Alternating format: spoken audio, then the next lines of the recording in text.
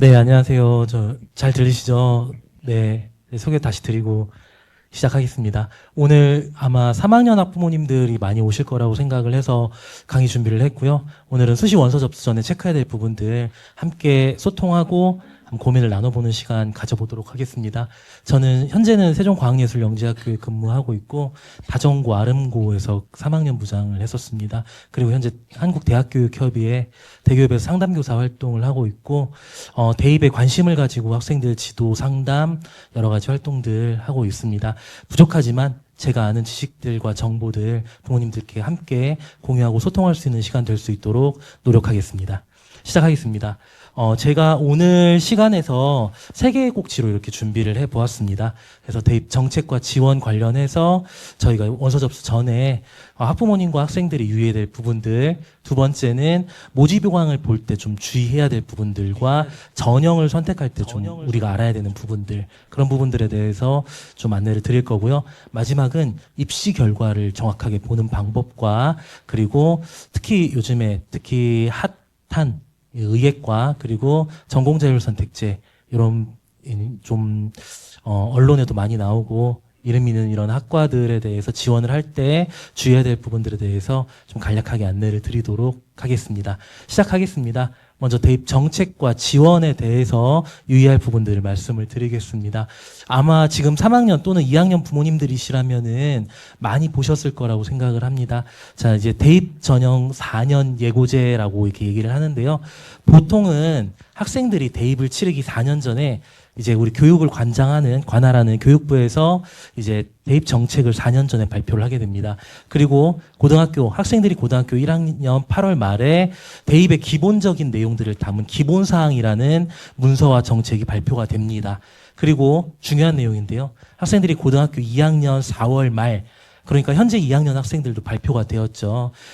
개별 대학마다 시행계획이라는 문서가 발표되어서 우리 대학은 어떤 전형으로 어떤 내용으로 어떤 학과마다 어떻게 선발하겠다라는 내용들을 담은 문서를 고등학교 2학년 4월 말까지 발표를 하게 되어 있습니다.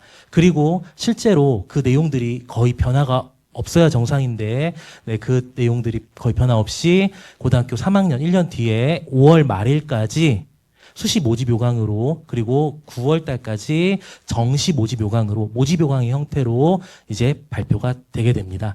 여기서 제일 중요한 문서라고 하면은 학생들이 고등학교 2학년 4월 말에 발표되는 시행계획 문서입니다. 이 시행계획 문서는 법으로 정해놓은 몇 가지 사유 이외에는 함부로 발표한 내용을 고칠 수가 없게 됩니다. 그래서 2학년 학생들이 자녀가 있으신 부모님들께서는 아이가 지원을 희망하는 대학교 입학처 홈페이지에서 반드시 시행계획 문서를 미리 하나씩 다 살펴보시고 어떻게 지원을 해야 될지 전략을 좀 구상하실 필요가 있습니다. 그리고 실제 3학년 5월 말에 발표되는 수시 모집 요강 같은 경우는 이 시행계획을 구체화해서 확정했다, 이렇게 봐주시면 좋을 것 같습니다.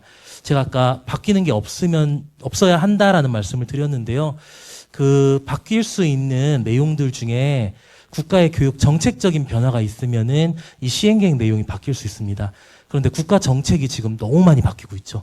한순간에 지금 너무 많은 변화들이 빠르게 있어서 이 시행계획에 발표가 되었던 내용들이 모집 요강까지 고정되어야지 정상인데 시행계획에 발표됐던 내용들이 수시 모집 요강에 와서 대폭 수정되는 경우가 최근에 많이 발생하고 있습니다. 올해에도 그런 경우가 많이 있거든요. 그래서 수시 모집 요강 내용을 꼼꼼하게 살펴보셔야 됩니다. 네, 대입 전형은 부모님들께서 잘 아시는 것처럼 모집 전형 시기를 중심으로 해서 수시, 정시, 추가 이렇게 3가지로 구분할 수 있습니다. 올해는 9월 8일부터 12일까지 5일 중에 자유롭게 이제 지원을 하게 되는 수시 모집 기간에는 학생부 교과, 종합, 논술, 실기 실적으로 대표되는 전형들로 학생들을 대부분 대학들이 선발을 하게 됩니다. 그리고 수능이 끝난 이후에 12월 말부터 모집이 진행되는 정시 모집에서는 주로 대부분 정시 수능 위주의 성적을 가지고 학생들을 선발하게 됩니다. 그리고 수시와 정시에서 선발을 하지 못한 경우, 결혼이 발생을 한 경우에는 이 2월 달에 추가 모집을 하게 됩니다. 우리 학생들은 추가 모집까지 가는 일이 거의 없이 수시와 정시에서 이 대입 전형을 마무리 짓는 게 가장 좋은 결과라고 생각이 됩니다. 네, 모집 시기별로 복수 지원이 가능한 횟수인데요. 너무나도 지금 다 아시는 내용들이라고 생각을 합니다. 수시 모집에서는 최대 6회, 그리고 뒷부분에 다시 안내 드리겠지만 이 6회 제한을 받지 않는 특별법에 의해 설치된 대학들까지 6+알파의 원서를 접수를 할 수 있습니다. 그리고 정시에서는 가군, 나군, 다군, 이 전형 모집 시기를 중심으로 구분지은 이 가군, 나군, 다군이 3번의 기회가 있고 군별로 1회씩 최대 3번 지원이 가능합니다. 그리고 추가 모집에는 자유롭게 원서를 작성할 수 있습니다. 네, 수시 모집에서 그리고 정시 모집과 추가 모집에서 꼭 알아두셔야 되는 내용인데요. 복수 지원이 불가능한 경우입니다. 수시 모집의 경우에는 전문대학도 포함입니다. 합격자의 경우에는 수시 모집에서 합격한 경우에는 등록을 하든 포기를 하든 그것과 관계없이 합격을 했다는 사실만으로 정시에 지원할 수가 없게 됩니다. 그래서 부모님들 혹시 수시 납치라는 말 아이들이 사용하는 요 용어들 많이 들어보셨죠? 그래서 수시에 합격한 이력이 있는 학생들 같은 경우는 정시 지원이 불가능하다라고 하는 점 안내를 드리고요. 정시 같은 경우는 정시에 합격하고 등록을 한 경우에는 추가 모집을 지원할 수 없습니다. 하지만 정시에 합격했는데 등록을 하지 않았어요. 그러면 이 추가 모집에 지원을 할 수 있습니다. 이렇게 수시 모집과 정시 모집, 요 모집에 대해서 중복에 대한 내용들을 안내를 드렸고요. 그리고 복수 지원을 하면 안 된다고 말씀을 드렸는데 예외인 경우가 있습니다. 요거는 지금 오신 학부모님들께서는 크게 별로 관련이 없으실 수도 있는 내용인데요. 대개는 이제 5월경에, 매년 5월경에 미리 이제 선발을 대학에서 했었던 전형들인데요. 북한 이탈 주민이나 재외국민 전형, 만학도 전형, 이런 전형들을 이제는 대학에서 자유로운 시기에 자유롭게 선발을 해라 라고 좀 풀어준 겁니다. 이 경우에는 여기에 해당되는 자격이 있는 수험생의 경우에는 원서를 한 장을 쓰지 않고 지원을 하는 그런 효과가 있습니다. 그래서 수시에서 6장 플러스 알파를 쓸 수 있다고 말씀드렸는데 이 전형에 자격이 돼서 지원하는 경우에는 6장의 카드 중에 소진을 하지 않는다. 이 카드 소진을 하지 않고 지원을 한다. 하지만 여기 계신 부모님들께서는 자녀가 여기에 해당되는 경우가 거의 없으실 거로 이제 생각이 됩니다. 네, 그리고 아까 보여드렸던 북한 이탈 주민이나 재외국민 전형 자유롭게 선발을 하는 전형이더라도 대학에서 정원 내에서 선발을 하는 경우에는 수시 원서 중에 한 장을 소비하는 걸로 인정하겠다라는 내용이고요. 그래서 지금 오신 부모님들께서는 굳이 이게 크게 기억하지 않으셔도 될 내용이라고 생각을 합니다. 이 부분 정도는 이제 좀 알아두시면 좋을 것 같고요. 제가 아까 수시에서는 6장의 원서를 접수할 수 있다라고 말씀을 드렸는데요. 그 6장이 해당되지 않는 대학입니다. 그래서 특별법에 의해 설치된 특수대학들입니다. 그래서 보시면 사관학교라든지 경찰대학 그리고 과학기술원 같은 이런 학교들은 우리 6장의 수시 원서에 제한을 받지 않습니다. 그리고 예술계열 한국예술종합학교라든지 전통문화대학교 이런 대학들도 역시 마찬가지입니다. 그 다음에 산업대, 청운대, 호원대 이런 산업대나 아니면 전문대학도 6장의 수시 원서에 포함되지 않습니다. 하지만 아까 말씀드렸죠. 원서를 접수하는 건 자유롭지만 합격을 하게 되면 전문대라도 정시에는 지원을 할 수가 없게 됩니다. 이 점을 꼭 지원 전에 기억하시고요. 네, 그러면 질문입니다. 이런 많이 이제 현장에서 학생들이나 부모님들께서 하시는 질문인데요. 과학기술원 같이 이런 특별법에 의해 아까 왼쪽에 있었던 이런 대학들이고요. 이런 특수대학 수시 전형에 합격을 했습니다. 수시에 이제 지원했는데 합격을 했어요. 그러면 일반 4년제 대학에 정시 지원이 가능하냐? 이런 질문이 들어왔습니다. 일반적인 대학의 경우에는 4년제 대학에 수시에 합격을 했다면 정시 지원이 안 되죠. 그런데 이런 특별법에 의해 설치된 대학 같은 경우는 수시에 합격했다고 하더라도 정시에 또다시 지원이 가능합니다. 특별법에 의해 설치된 대학이기 때문에 복수 지원 제한에 적용을 받지 않습니다. 거꾸로 4년제 대학교에 수시에 합격한 이후에요. 정시로 이런 과학기술원이라 이런 대학에 지원을 해도 괜찮습니다. 저희 제한을 받지 않습니다. 그래서 이런 부분들 특히 과학계 진로를 가지고 있는 학생들 같은 경우는 알아두면 좋을 것 같습니다. 다음으로 원서를 접수하는 방법에 대해 이제 안내를 드리겠습니다. 수시 원서는 지금 표준 공통 원서를 사용을 해서 원서 대행 업체를 이용해서 모든 학생들이 원서 접수를 하고 있습니다. 부모님들께서 아마 다 아실 겁니다. 3학년 학생들은 진학사나 UA라고 하는 이 두 곳에서 저희 학생들이 이제 공통 원서를 회원 가입을 하고 공통 원서를 작성을 해서 저장한 다음에 지원을 희망하는 대학을 클릭하고 정보를 입력한 다음에 그 다음에 해당 대학의 이 원서 접수비를 결제하면은 끝입니다. 이게 원서 접수가 되는 시스템이고요. 왼쪽에 보이는 게 공통 원서입니다. 그래서 별게 없죠. 학생의 이름 그리고 주민등록번호고요. 주민등록번호를 이렇게 여러 번 입력하는 거는 학생의 생활기록부나 원서는 학생의 주민등록번호를 따라서 가게 됩니다. 그래서 주민등록번호를 이렇게 입력을 하게 돼 있고 주소나 이런 여러 전화를 받을 수 있는 내용들 입력을 하게끔 되어 있습니다. 그리고 주소 입력까지 공통 원서를 작성한 이후에 이 개인정보를 작성하고 희망하는 대학교에 이제 원서 작성하기를 클릭하셔서 정보를 입력하시고 전형료를 결제를 반드시 하셔야 됩니다.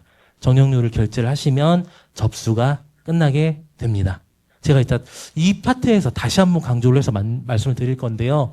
전형료 결제, 접수 번호를 받는 게 정말 중요합니다.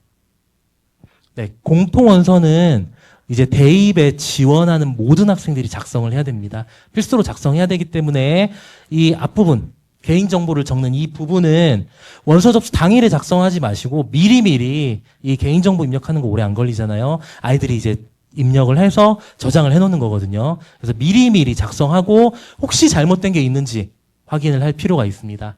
그리고 작성하고 저장을 한 원서는요. 저장했다고 끝나는 게 아닙니다. 그러면 접수가 되지 않습니다. 반드시 전형료 결제를 하시고요. 접수 번호를 받으셔야지 원서 접수가 된 겁니다. 그래서 접수 번호를 꼭 받으셔야 됩니다. 그리고 대학마다 또는 특별 전형의 경우 많이 있는데요. 전형마다 학과마다 추가로 제출해야 되는 서류들이 있습니다. 있는 경우가 있어요. 이런 경우에 반드시 혹시 내가 추가로 제출해야 되는 서류들이 있진 않을까 반드시 확인을 하셔야 되고요. 그리고 원서가 결제된 이후에는 정말 중요합니다. 취소가 안 됩니다. 그래서 취소가 불가능하기 때문에 결제가 되기 전에 반드시 이 대학교, 이 전형, 이 학과로 원서 접수를 할 것인지 꼼꼼하게 확인하시고 전형료를 결제하셔야 됩니다. 전형료 결제를 한다는 것은 접수번호를 받는다는 거고요. 접수번호를 받는다는 것은 곧 내가 이 대학에 지원을 했다는 의미입니다. 우리 아이들 수시 원서 6장밖에 못 넣거든요. 그래서 결제까지 해서 접수번호를 받았으면 6장 중에 1장의 카드를 사용한 겁니다. 근데 잘못 넣었어요. 그러면 6장 중에 1장의 카드가 사라지는 겁니다. 굉장히 어려워지는 거죠. 그래서 꼼꼼하게 확인할 필요가 있습니다. 에이, 이렇게 운명을 걸고 아이들이 자기 미래를 걸고 있는데 원서 접수 실수한 아이가 있을까요? 생각보다 굉장히 많습니다. 특히 뒷부분에서 말씀드리겠지만 전형명이 대학마다 굉장히 다양하기 때문에 전형명을 실수하는 경우가 굉장히 흔합니다. 뒷부분에서 다시 한번 말씀드리겠습니다. 그리고 원서 접수는 개인정보가 포함되어 있기 때문에 학교에서 작성해주지 않습니다. 일반적으로. 제가 이제 학교에 있으면은 학생들이 특히 원서 접수 마지막 날에 이제 와서 담임선생님한테 이제 원서 접수해주세요. 카드 여기 있어요. 막 담임선생님한테 부모님 카드 가지고 와서 결제해주세요. 접수해주세요 하는데 아까 보셨던 것처럼 개인 주민등록번호부터 전화번호, 주소까지 입력을 합니다. 개인정보가 많이 들어있고요. 이 어느 대학, 어느 학과, 어떤 전형으로 원서 접수를 한다는 것은 굉장히 중요한 일이죠, 부모님. 그래서 이제 학교에서 작성해주지 않습니다. 학생이 개별적으로 미리미리 준비해서 잘 작성을 해서 지원할 수 있어야 돼서 부모님들께서도 또 원서 접수하시는 시기에 좀 신경을 같이 써주시면은 좋을 것 같습니다. 특히 우리 아들들이 놓치는 경우가 제법 있습니다. 네, 그래서 좀 신경을 좀 써주시면 정말 좋을 것 같습니다. 앞에 페이지에서요. 여기에 혼란이 있을까봐 해서 제가 좀 미리 말씀드리고요. 여기 지금 접수번호라고 되어 있는데 요 용어를 수험번호로 좀 바꾸시죠. 수험번호. 네. 수험번호입니다. 수험번호. 네. 그러니까 수험표가 만들어지고 수험번호가 부여되면 이거는 절대 안 됩니다. 에이, 요즘 뭐 쿠팡이니 뭐니 뭐 해가지고 다 환불도 되고 다 뭐 취소도 하고 해준다는데 뭐 당연히 해주는 거 아니에요? 아니, 안 돼요. 절대 안 돼요. 이거는 그렇게 움직여질 수 있는 상황이 아닙니다. 그러니까는 수시 6장을 정확하게 6장 어디 무슨 전형을 어떻게 쓸 것인지에 대해서 꼭 의사결정을 하셔야 되는 거고, 저희 선생님 굉장히 강조하셨던 것처럼 진짜 실제로 대학에서도 그런 경우들이 굉장히 많은데요. 칸 있다가 한 칸 옆으로 해서 클릭하는 거예요. 안 그럴 것 같죠? 그러니까는 일반 전형으로 클릭을 해야 되는데 특별 전형, 기회균형 이런 데로 클릭을 하는 뭐 이런 일들이 벌어지는 경우도 있고, 모집 단위를 착각하는 경우들이 있어요.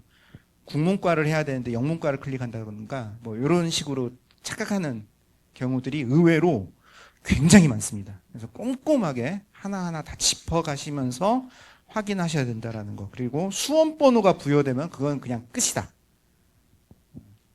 어떻게 회복 불가능하다라고 생각하시면 될 것 같습니다. 네. 추가로 이제 결제를 말씀을 하셔가지고 결제를 취소하면 되지 않을까 이렇게 생각하실 수 있는데, 결제는 대행사에다가 이 원서를 접수하는 비용이고요. 결제를 취소하시면은 대행사에 간 돈이 취소가 될 뿐이고 원서는 그냥 하나가 날아가 버리는 겁니다. 다시 접수하실 수가 없습니다. 그래서 꼭 다시 한번 강조를 해서 말씀드리는 거고요. 이거는 한번 이제 다시 강조하기 위해서 써놓은 거고, 불가능합니다. 불가능합니다. 이렇게 써 있는 거 보이시죠? 그래서 원서 접수 전 자녀의 원서 접수 현황을 함께 꼼꼼하게 좀 같이 살펴주십시다. 다시 한번 강조드리고요. 접수된 원서라고 하면 수험번호가 부여된 원서를 의미를 한다는 거 말씀드립니다. 그래서 대학마다 전형명이 특히 다르기 때문에 실제 원서 접수 상황에서 학생들이 지원한 전형과 다른 전형에 지원한 사례가 많다라고 했는데, 제가 이제 전에 근무했던 학교에서 3학년 부장을 했었는데 실제 사례가 있었어요. 고려대학교 지원한 학생이었는데, 공부를 고려대학교 지원자면 굉장히 또 잘했던 학생이었죠. 고려대학교는 이제 학교 추천 전형이 있고 학업우수 전형이 있고 계열적합 전형이 있습니다. 어떻게 이렇게 전형 이름이 4글자씩 딱딱딱딱 이렇게 맞는지 해서 학업우수 전형을 지원을 해야 되는데 계열적합 전형을 지원해가지고 이렇게 왔습니다. 학생이 지원하고 잘했죠? 라고 왔는데, 전형이 이게 아닌데 왜 여기 지원했니? 했더니 아이가 깜짝 놀랐는데 결국에 잘 안 됐어요. 예, 잘 안 됐는데, 이런 것처럼 아이들이 생각보다 실수를 많이 하기 때문에 접수하시기 전에 꼭 좀 한번 부모님들께서도 확인을 하셔야 됩니다. 그리고 흔하진 않은데 있거든요. 이런 경우입니다.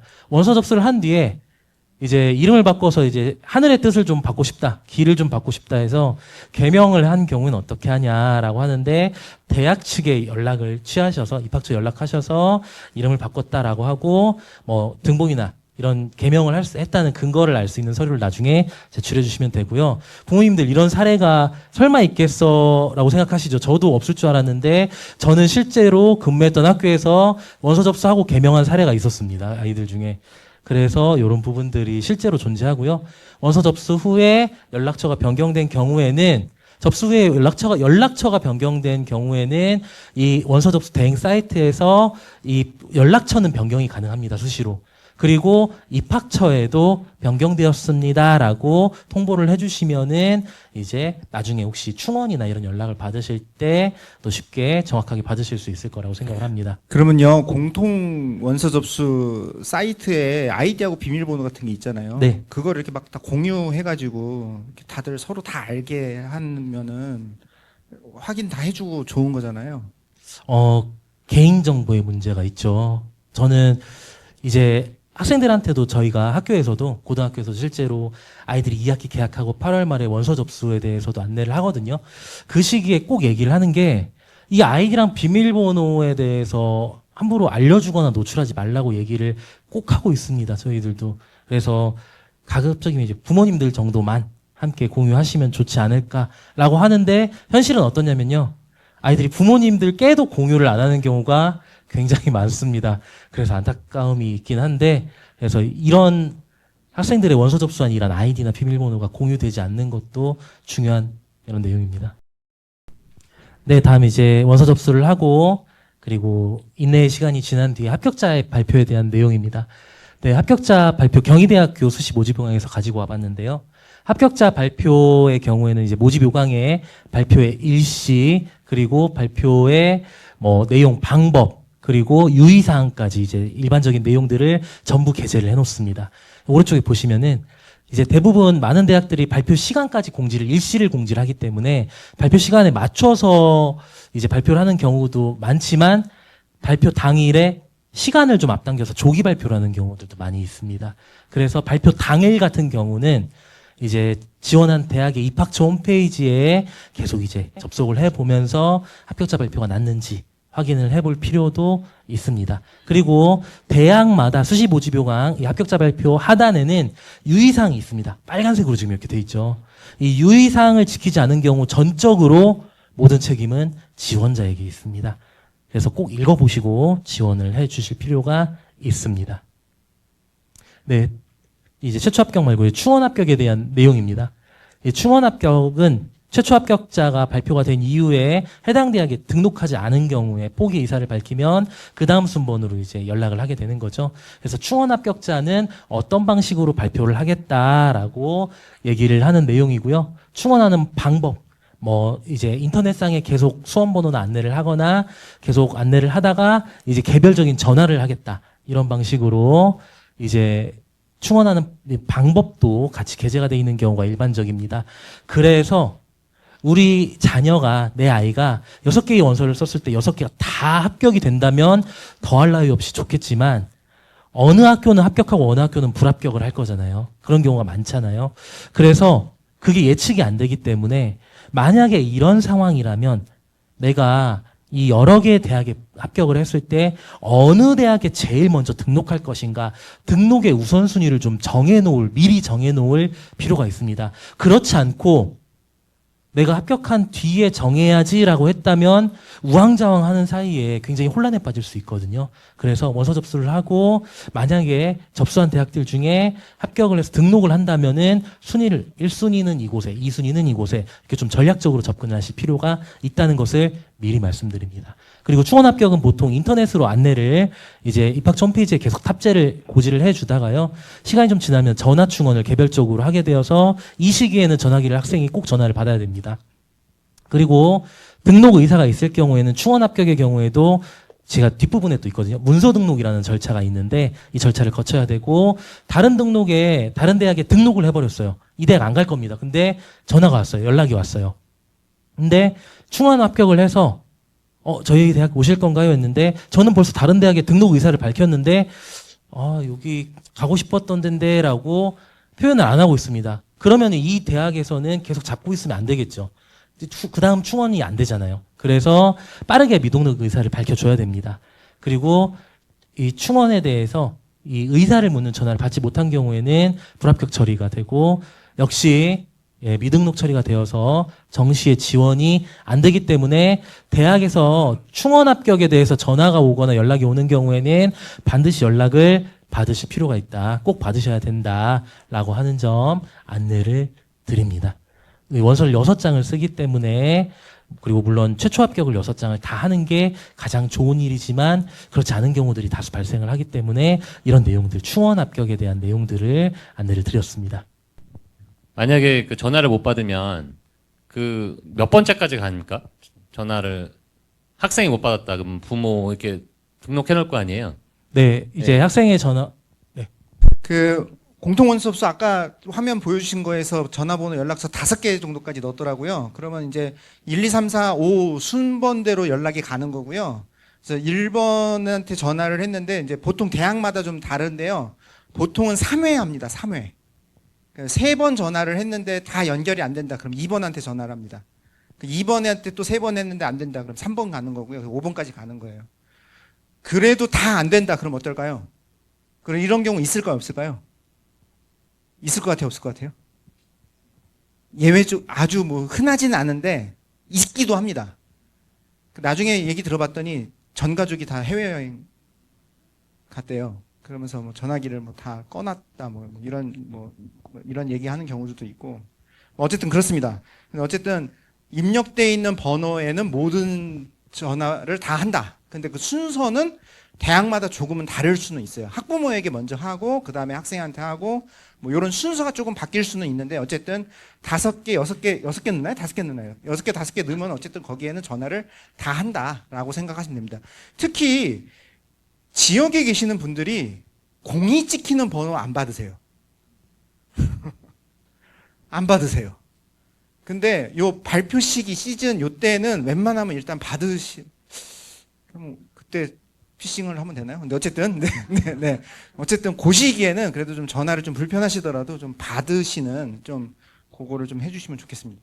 네. 그리고 이제 전형 기간이 끝나고 현장에서는 학교 현장에서는 그 수시 합격자 발표가 나는 기간이 되게 12월 뭐 중순 이후 말 막 이런 시기거든요. 이 시기에 3학년 학생들 같은 경우는 핸드폰을 손에서 떼어놓지 않고 사회생활을 하는 경우가 대부분입니다. 그래서 그리고 또 수시 원서 접수 시에 모든 이제 고등학교에서도 이런 충원에 대한 연락이 올 것이기 때문에 반드시 연락 체계를 유지하라는 내용을 반드시 교육을 하고 있습니다. 너무 걱정하지 않으셔도 괜찮을 부분이라고 생각을 하고요. 다음 넘어가겠습니다. 이중 등록에 대한 내용을 좀 말씀을 드리겠습니다.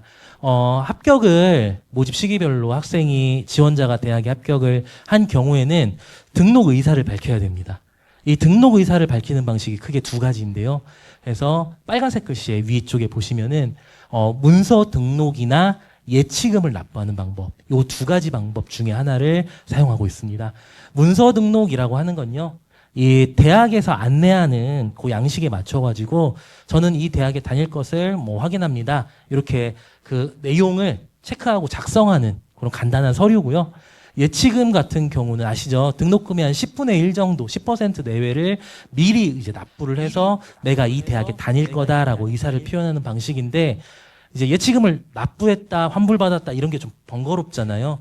최근에는 이 문서 등록 방식이 대부분 대학에서 활용을 하고 있습니다. 보여드릴게요. 네, 이 충남대학교 이제 모집 요강의 윗부분에 나와 있는 건데요. 기간 내 합격자들은 입학처 홈페이지에 문서 등록하세요라고 이제 입학처 홈페이지에 뜹니다. 거기에 누르셔가지고 그 절차대로 따라만 하시면 돼요. 그래서 문서 등록하지 않으면 합격이 취소된다. 그래서 이 충남대 같은 경우는 문서 등록을 하게끔 안내를 하고 있고요. 아래쪽에 대부분 4년제 대학 같은 경우는 문서 등록을 하게끔 이제 합격자들에게 안내를 하고 있어서 제가 이제 많은 대학들, 지방 대학들도 저기 경상도 쪽, 전라도 쪽 대학들도 막 다 찾아보다가 못 찾아서 이제 전문대학 걸 가지고 왔는데 예치금을 받는 대학은 좀 이제 흔치는 않습니다. 전문대, 연암대학교의 경우는 20만 원. 10% 또는 5% 내외의 이런 금액을 받고 이제 추가적인 금액을 납부하는 이런 방식을 이제 활용을 하게 됩니다. 이게 지금 등록 의사를 표현하는 건데요. 자, 그러면 아까 이 제목이 뭐였냐면 이중 등록을 하면 안 된다고 되어 있습니다. 자, 지금 이 문서 등록을 하거나 예치금을 납부하는 건 이 대학에 등록해서 다니겠다는 의사 표현이죠. 학생은 한 명인데 내가 여러 개 대학에 합격했다고 문서 등록을 여러 개 대학에 해버렸습니다. 그 학생은 합격 처리가 이제 불합격 처리가 됩니다. 예치금을 여러 곳에 납부를 해버립니다. 나중에 밝혀지면은 불합격 처리가 됩니다. 그래서 그게 밝혀지는 주기가 어느 정도 되나요? 주기라고 하시면 네. 네네. 이게요, 시스템 상으로 어떻게 돼 있냐면요. 그 대학은 하루에 한 번씩 우리 대학에 등록하겠다라고 의사를 밝힌 사람들의 명단을 대교육으로 보냅니다. 이게 이제 그 주민등록번호로 컨트롤이 되는 거예요. 그래서 그걸 대교협으로 제출을 하는 거예요. 하루에 한 번씩 대학에서는. 그러면은 대교협에서도 하루에 한 번씩 그 같은 주민등록번호 2개 이상이 뜨나 안 뜨나를 점검을 하는 겁니다. 그러니까는 하루 정도는 머무를 수 있어요. 하루 정도. 24시간 안쪽으로는 2개 대학이 머무를 수도 있어요. 이게 하다 보면 그렇게 될 수 있어요. 그러니까는 전화 충원해가지고 막 전화 찬스 그때 막 진짜 긴박하게 막 돌아갈 때는 일단 여기 먼저 등록한다고 해놓고 그 다음에 내가 지금 등록했는 대학에 전화를 해가지고 등록 취소를 해야 되는 거잖아요. 근데 요 과정에서 잠깐 뭐 30분에서 뭐 1시간 정도 이게 딜레이가 생길 수 있습니다. 그럼 이것도 이중 등록으로 잡을까요? 그러지는 않는다는 거예요. 이런 정도는 그냥 넘어간다는 겁니다. 근데 어쨌든 하루 정도의 단위로 이 데이터들이 왔다 갔다 하니 처음에 우리 선생님 설명해 주신 것처럼 수시 원서 쓰기 전부터 1번부터 6번까지의 우선순위를 미리 결정을 해 놓으시면은 아주 쉽게 의사결정을 바로바로 하실 수 있을 거다라고 생각을 합니다. 네, 또 오늘 분위기 아주 좋습니다. 손을 들어서 지금 질문을 주시는데요. 질문 한번 받아보겠습니다. 예를 들어서 2회, 그러니까 2순위 대학이 연락이 먼저 오고 1순위가 나중에 올 수도 있잖아요. 이럴 경우에 예를 들어 좀 기다릴 수 있는 시간이나 이런 기간이 대략적으로 뭐 아까 말씀하셨던 시간 단위인가 아니면 일 단위로 벌어지는지. 그러니까 그게 이제 아주 급하게 돌아갈 때는 1시간 정도, 1시간도 사실은 길어요. 네. 그러니까 바로 의사결정을 좀 해주시면 좋겠다는 거예요. 그러니까는 이게 이제 부모님들 입장에서는 사실은 아유 이게 인생이 걸린 건데 좀 숙고를 해서 좀 해야 되지 않느냐 이렇게 말씀하실 수 있어요. 저 충분히 그 입장은 이해합니다. 그런데 더 애타는 애들이 있잖아요. 지금 2개 걸려 있는데 어느 한쪽에 지금 예비 1번. 그게 지금 여러분들의 자녀라고 생각하시면 얼마나 더 안타깝겠습니까? 그러니까는 요 작업이 빨리빨리 이루어지려면 의사결정을 바로바로 그냥 통보만 해주시면 돼요. 근데 요즘은 전화하지 않아도 돼요. 요즘은 시스템에 내가 등록을 포기한다라는 절차를 그냥 이렇게 시스템에 탑재한 대학들이 많습니다. 그런데 그냥 가가지고 거기서 하라는 대로 클릭한 다음에 등록 포기 딱 누르면은 일단 그게 바로 시스템에 적용이 돼요. 네, 이런 대학들도 있고 그래요. 근데 굳이 시간이나 이제 그런 걸 좀 간격을 말씀을 드린다면 한 1시간? 네, 1시간 정도? 뭐 그 정도에서 왔다 갔다 해서 결정하시면은 크게 문제는 없을 거라고 생각을 합니다. 네. 지금 이제 방금 아버님께서 질문 주셨던 내용이 두 번째 질문에 있는 내용이거든요.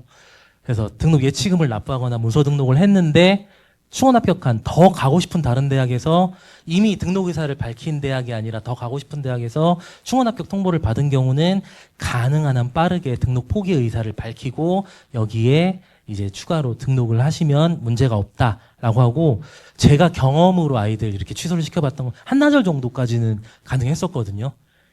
그래서 이제 만약에 합격자 발표가 하루가 지난 이후에 난다면 대학교 입학처에 문의를 좀 해보시는 게 가장 정확할 거라고 생각이 됩니다. 그래서 2순위 대학과 1순위, 아이가 가고 싶은 1순위 대학이 합격자 발표율이 다를 수 있잖아요. 등록 일자가 좀 다를 수 있고, 문서 등록 일자가. 그 경우에는 그래서 이미 등록을 했는데 다른 대학에 충원 합격이 됐다. 그래서 여기 포기 의사를 좀 밝히고 싶다라는 걸 입학처에 좀 문의를 하시는 게 가장 정확하십니다. 그래서 바로 그런 경우가 발생한다면 입학처 확인을 하시는 게 좋을 것 같고, 지원관님 말씀하셨던 것처럼 그리고 현장에서 아이들 지도를 해보면 예비 1번인데 안 빠져서 끝까지 안 빠지는 경우가 많거든요. 부모님들 그게 내 아이라고 생각하면은 너무 어렵잖아요. 그래서 가능하면 다른 곳에 이제 등록을 안 하고 포기 의사를 밝혀줄 친구들은 최대한 빠르게 포기를 하는 게 저희가 맞다고 생각을 합니다. 저도. 네, 그래서 그런 부분들 좀 고려를 해주셔서 나중에 이제 올 연말에 좀 이제 진행을 해주시면 좋을 것 같습니다. 네, 그리고 뭐 환불에 대한 부분들, 환불이 안 되고 있다. 이거는 대학의 행정적인 문제이기 때문에 그건 상관이 없습니다.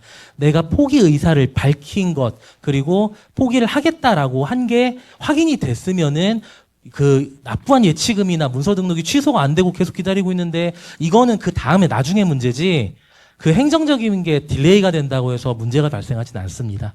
그리고 이런 것도 물어봐요. 재수를 했는데 재수가 아니죠. 이미 작년에 대학에 가서 현재 대학교 1학년입니다. 근데 반수를 했어요. 그래서 올해 지금 합격을 해서 내가 문서 등록을 하려고 합니다. 근데 제가 대학을 다니고 있어서 대학생인데 다른 대학에 또 등록을 하면은 대학교 학적이 2개가 되는 거 아니냐 했는데 이 지금 등록의 기준은 학년도가 기준이 됩니다. 학년도. 그래서 이 대학생은 작년에 등록을 한 거잖아요. 그리고 지금은 올해 등록을 하는 거기 때문에 이 등록은 아무 문제가 없고요. 내년에 3월 2일 이후에는 학적을 부여를 받기 때문에 이 대학생이 2개의 학교를 다닐 수 없죠. 그렇기 때문에 이제 개강하기 전에 학적 중에 2개 중에 하나는 빨리 정리를 해서 그 전까지 마무리만 한다면 아무 문제는 없습니다.